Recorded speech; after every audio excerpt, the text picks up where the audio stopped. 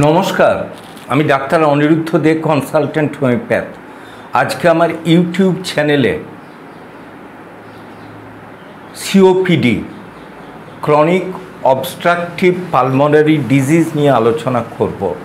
এখনও যারা আপনারা আমার চ্যানেল সাবস্ক্রাইব করেননি তাদেরকে চ্যানেলটি সাবস্ক্রাইব করার অনুরোধ করছি এবং ভিডিওগুলি শেষ পর্যন্ত দেখার জন্য আবেদন করছি। COPD, chronic obstructive pulmonary disease. নিঃশ্বাসে চাপ কার না হয়? 8 থেকে 80 সবাই আমরা নিঃশ্বাসের চাপে ভুগি।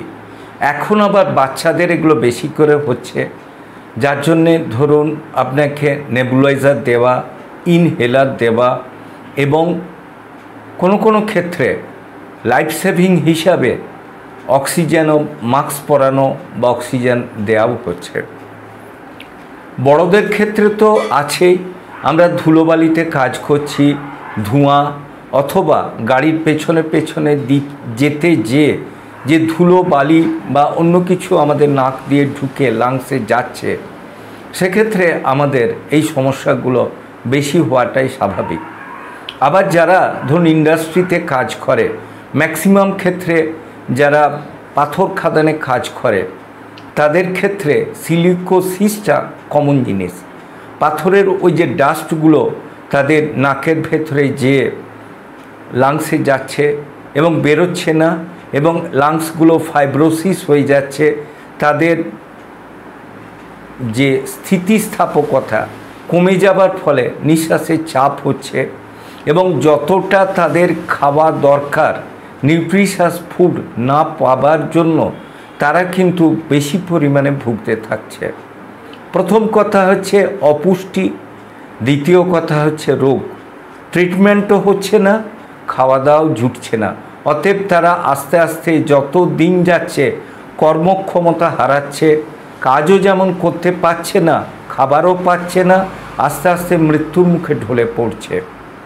আবার একটা জায়গা দেখা যায় যে ফ্যামিলিগত হিস্ট্রি আছে, যাদের নিঃশ্বাসে চাপ থাকে, অল্পেতেই ঠান্ডা লাগে, নাক বন্ধ হয়ে যায়, হাঁচি কাশি রেগুলার কোর্সে আছে।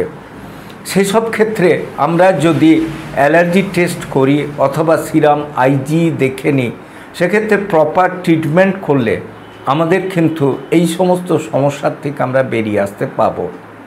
তবে তাকে কিছু জিনিস মেনে চলতে হবে, যেমন ফট করে গরম থেকে এসে ঠান্ডাতে বসা, বা এসির থেকে ফট করে গরমে বেরিয়ে যাওয়া, বা কন্টিনিউয়াস বারবার ঠান্ডা জলে চান করা, কোল্ড ড্রিঙ্কস খাওয়া অথবা ফ্রিজিং খাবার ডাইরেক্ট খাওয়া, এই সমস্তগুলো আমরা যদি করতে থাকি সেক্ষেত্রে কিন্তু কষ্ট বাড়বে বই কমবে না।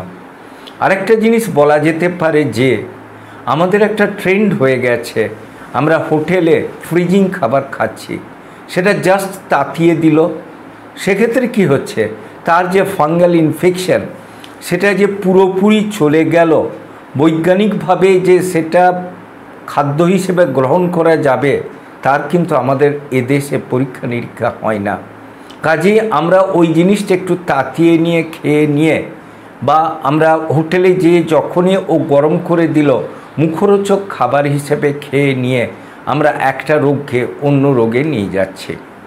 আবার একটা কারণে হতে পারে আমরা যে নিমকি, তেলে ভাজা, সিঙ্গাড়া বা কোনো খাবার খাচ্ছি, খবরের কাগজের ঠোঙাতে দেয়া হচ্ছে, সেগুলো কি হয়, ধরুন কাগজটা তো প্রথমে তো হাত ফেরতা হচ্ছে এবং সেটাতে নানা লোক নানাভাবে ব্যবহার করছে, ধোয়াধুয়ির ব্যাপারই নেই, এবং সর্বোপরি কী হচ্ছে, ওতে দেবার ফলে যেহেতু সেটা খাবারই হোক বা অন্য কিছুই হোক, মেনলি খাবার, সেটাতে কন্টামিনেটেড হয়ে রোগের ইনফেকশন আমাদের ছড়াচ্ছে। আবার আমাদের নিজেদের ভেতরে অনেক সময় দেখা যায় একসাথে মুড়ি টুড়ি খাওয়া বা একসাথে ধরুন সিগারেট খাওয়া হচ্ছে, এ একবার নিল ও একবার নিল, এতে কিন্তু লালাতেও কিন্তু রোগ ছড়াচ্ছে।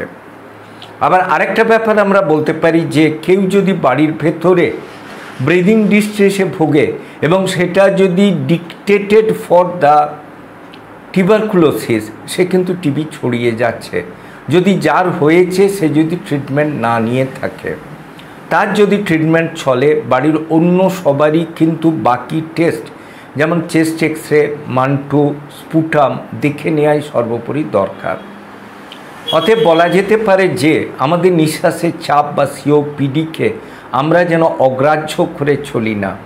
এক্ষেত্রে প্রপার ট্রিটমেন্ট, ঠিকমতো চিকিৎসা না হলে সেটা মারাত্মক থেকে মারক পর্যন্ত হতে পারে। এক্ষেত্রে হোমিওপ্যাথি ওষুধ ভালো কাজ করে যদি অ্যান্টিমটার্স পোটেন্সি, স্পঞ্জিয়া পোটেন্সি, ইপিকাক পোটেন্সি ইত্যাদি। আবার মাদার টিনচারের ক্ষেত্রে ব্লাটা ওরিয়েন্টালিস মাদার মিরাকুলাস কাজ করে, যেটা আপনার ইনহেলারকেও বাদ দিতে অনেকটা সাহায্য করে। কখনো নিজে কিন্তু কোনো কিছু দেখে বা করে ওষুধ ব্যবহার না করা উচিত। কোনো ডাক্তারবাবুর পরামর্শ মতো চললে আপনি ভালো রেজাল্ট পাবেন। আমার চ্যানেল যদি আপনাদের ভালো লাগে অবশ্যই লাইক করুন, শেয়ার করুন, কমেন্ট করুন, সাবস্ক্রাইব করুন। প্রয়োজনে 9434183198 যোগাযোগ করুন। ভালো থাকুন, সুস্থ থাকুন।